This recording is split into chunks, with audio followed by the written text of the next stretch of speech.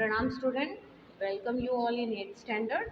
हम हमारा आज पहला चैप्टर ले रहे हैं बेटा। यहाँ पे जो ऑनलाइन क्लास में तो हमने स्टार्ट कर ही दिया है, बट ऑफलाइन जो वीडियोस आपको भेजने हैं ये उन बच्चों के लिए है जो लेक्चर नहीं अटेंड कर सकते हैं या लेक्चर नहीं अटेंड कर पा रहे हैं या जिनका लेक्चर मिस हो गया है।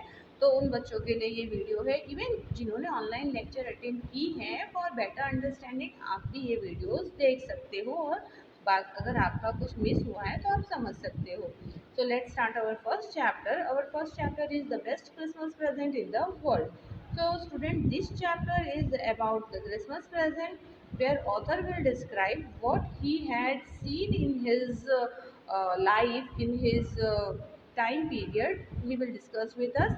तो हम यहाँ पे स्टार्ट कर रहे हैं। सबसे पहले बिफोर यू रीड, ये जो टॉपिक है हर चैप्टर के पहले कुछ आएगा, कुछ आपको उसके बारे में इंफॉर्मेशन, जानकारियाँ कुछ ना कुछ दी रहेंगी, तो आपको वो पढ़ना है। तो बिफोर यू रीड हम देखेंगे देयर आर सम डेट्स और periods of time in the history of the world that are so significant that everyone knows and remembers them.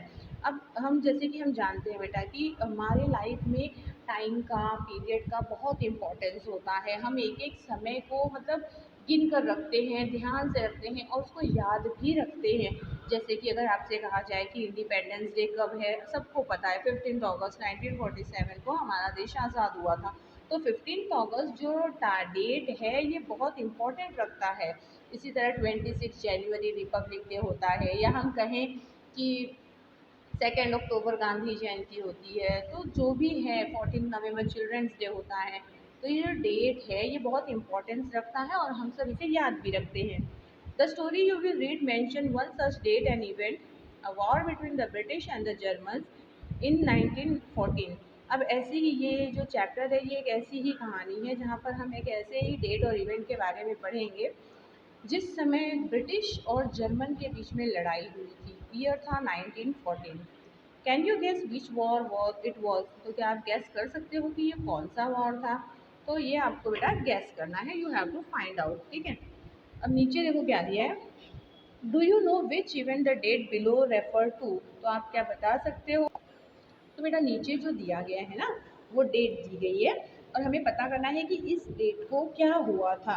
जैसे कि 4 जुलाई 1776, 17 दिसंबर 1903, 6 अगस्त 1945, 30 जनवरी 1948, 12 अप्रैल 1961 एंड 20 जुलाई 1969। अब यहाँ पे बेटा ये तो बताया जा रहा है, डेट दिया है, साथ ही साथ आपको आंसर भी मिल जाएगा।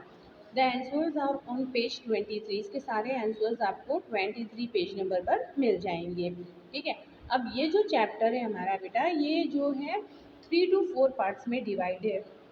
थोड़ा बड़ा चैप्टर है तो हम इसको लेंगे फर्स्ट पार्ट। आज हम स्टार्ट कर रहे हैं, तो चलो हम स्टार्ट करते हैं हमारा फर्स्ट पार्ट। ओके, यहाँ से देखो। आई spotted it in a junk shop in Bridport, a roll top desk. Role top desk आप जानते ही हो, रोल टॉप डेस्क एक ड्रॉवर जैसा होता है, स्टडी टेबल जैसा होता है। ठीक है, तो उसमें काफ़ी ड्रॉवर्स होते हैं। स्पॉटेड मतलब होता है कि देखना, फाइंड आउट करना। तो जैसे आई स्पॉटेड, आई किसके लिए? यहाँ पे जो ऑथर है, जो लिख रहा है, जो राइटर है उसके बारे में है, आई वो बता रहा है। और जंक शॉप किसे हम कहते हैं? जहाँ पर कुछ वेस्ट चीज़ें होती हैं जो हमको चीप रेट में मिल जाती हैं, भाव से मिल जाती हैं, या कई बार डिफेक्टिव पीसेस जो होते हैं हम उनको ले लेते हैं और उसको फिर से रिनोवेट, रिपेयर करके यूज़ करते हैं। तो ऑथर जो है वो कहता है कि मैंने ब्रिडपोर्ट, ब्रिडपोर्ट क्या है? Bridport is the name of a place. तो कहता है ब्रिडपोर्ट में एक जंक शॉप में मैंने उसे देखा। किसे देखा उसने? अ रोल टॉप डेस्क को। The man said it was early 19th century and oak. अब वो उस दुकान में जो दुकानदार था, जो शॉपकीपर था, वो कहता है कि ये जो रोल टॉप डेस्क है ये 19th सेंचुरी का है और ओक का बना है। Oak is a tree. I had wanted one but they were far too expensive. तो ऑथर कहता है कि मुझे एक चाहिए था लेकिन वो सब बहुत महंगे थे। टू एक्सपेंसिव, एक्सपेंसिव मतलब महंगा। This one was in a bad condition. अब जो रोल टॉप डेस्क वो देख रहा था वो थोड़ा ख़राब कंडीशन में था, उसकी कंडीशन अच्छी नहीं थी। The role top in several pieces. अब वो जो रोल टॉप था वो कई हिस्सों में था। वन लेग क्लम्सली मेंडेड, उसका एक पैर, जैसे कि हम जानते हैं कि कोई भी चेयर होता है, टेबल होता है, डेस्क होता है, उसके 4 लेग होते हैं जिसपे वो स्टैंड बाय होता है। तो उसका एक पैर जो था वो बहुत ही हल्के से बना जुड़ा हुआ था। Scotch marks all down one side, एक साइड पूरे निशान लगे हुए थे, जैसे कि कई बार होता है ना जलने के, पानी के, कोई दाग धब्बे, स्कॉच मार्क उसे कहते हैं। तो एक साइड जो है पूरी तरह से स्कॉच मार्क था। It was going for very little money. अब वो क्योंकि थोड़ा डिफेक्टिव पीस था, मतलब उसमें वो बहुत थोड़ी ख़राब कंडीशन में था। तो कई बार ऐसा होता है ना, जैसे आप देखते हो सेल वगैरह लगता है, तो सेल में क्या होता है, इसी तरह डिफेक्टिव पीस रखे जाते हैं जो हमको नज़र तो नहीं आते हैं, लेकिन उसमें थोड़े डिफेक्ट होते हैं, जिसकी वजह से क्या होता है, उसको वो लोग सेल में निकाल देते हैं, कम प्राइस में दे देते हैं। तो बिल्कुल यहाँ पे भी ये जो रोल टॉप डेस्क था, इसका प्राइस थोड़ा कम था। I thought I could restore it. Restore मतलब होता है रिपेयर। तो ऑथर सोचता है कि ठीक है, मुझे रोल टॉप डेस्क की ज़रूरत है और ये थोड़ा मतलब कम पैसे में मिल रहा है, तो मैं इसे ले लेता हूँ, मैं इसे रिपेयर कर सकता हूँ। It would be a risk, a challenge, but I have to have it. अब ऑथर के लिए ये रिस्क भी था और एक चुनौती, चैलेंज भी था। रिस्क इसलिए कि वो चलो जो भी पैसे हैं लगा कर खरीद लेता है, पता नहीं वो रिपेयर कर सकेगा या नहीं, और चैलेंज उसको वापस से तैयार करने का था, लेकिन ऑथर को तो वो लेना था।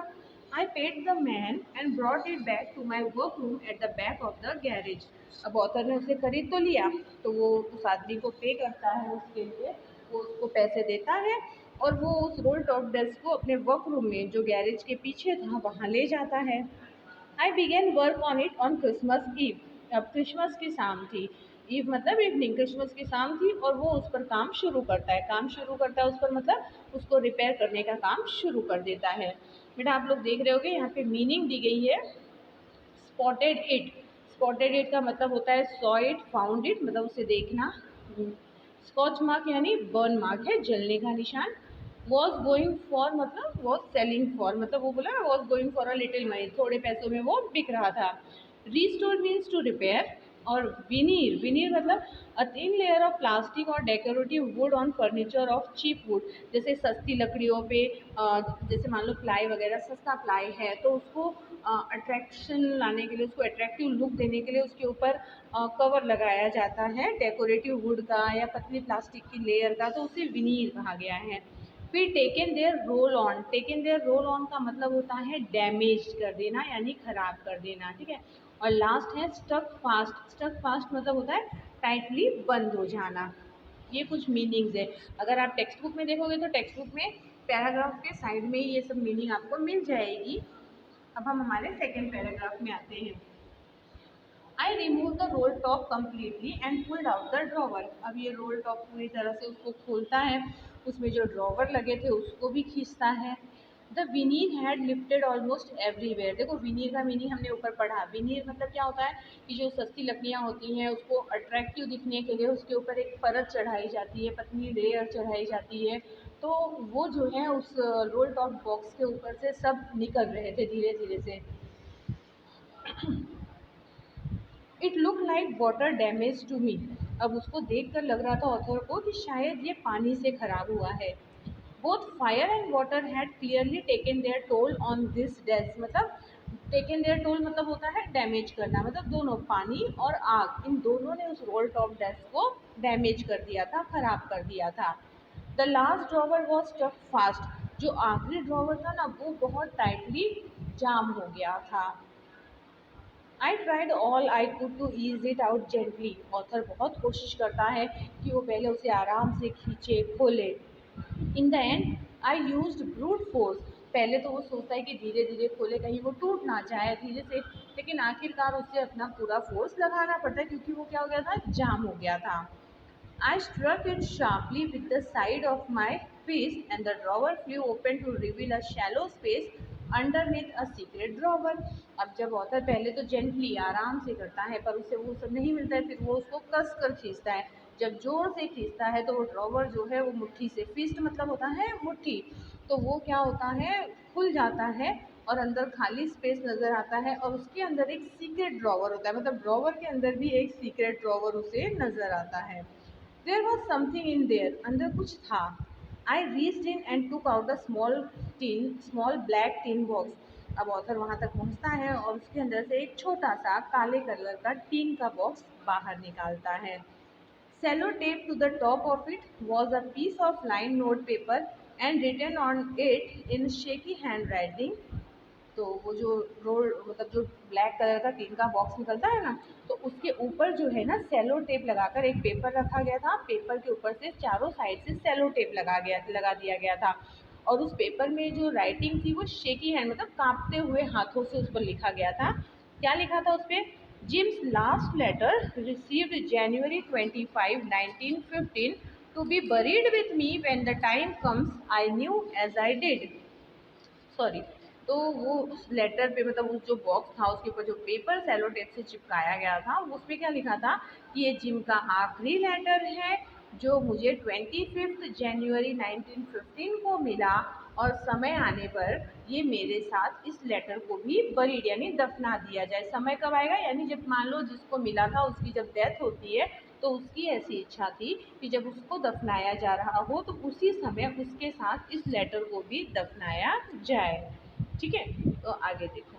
आप पिक्चर देख रहे होगे, आपको पिक्चर देखकर भी आइडिया आएगा। ये ड्रॉवर है, किस तरह से इसमें वो देखता है। I knew as I did it that it was wrong of me to open the box but curiosity got the better of my scruples, it usually does. तो ऑथर जो है उसको खोलता है। अब वो पढ़ने के बाद मतलब उसको जानता था कि ये गलत है, इस बॉक्स को खोलना गलत है because it belongs to someone else, वो किसी और की चीज़ है।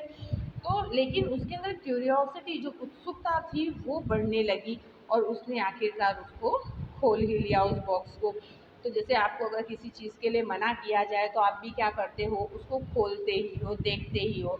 तो बिल्कुल उसी तरह जो ऑथर है उसकी भी क्यूरियोसिटी बढ़ने लगी और उसने उसे खोल लिया। तो बेटा we are completing our first video here. यहाँ पर हम हमारा फर्स्ट वीडियो कंप्लीट करते हैं और आप सेकेंड वीडियो जो है अपने नेक्स्ट में देख सकते हो। ठीक है बच्चा? ओके, प्रणाम and have a good day to all of you.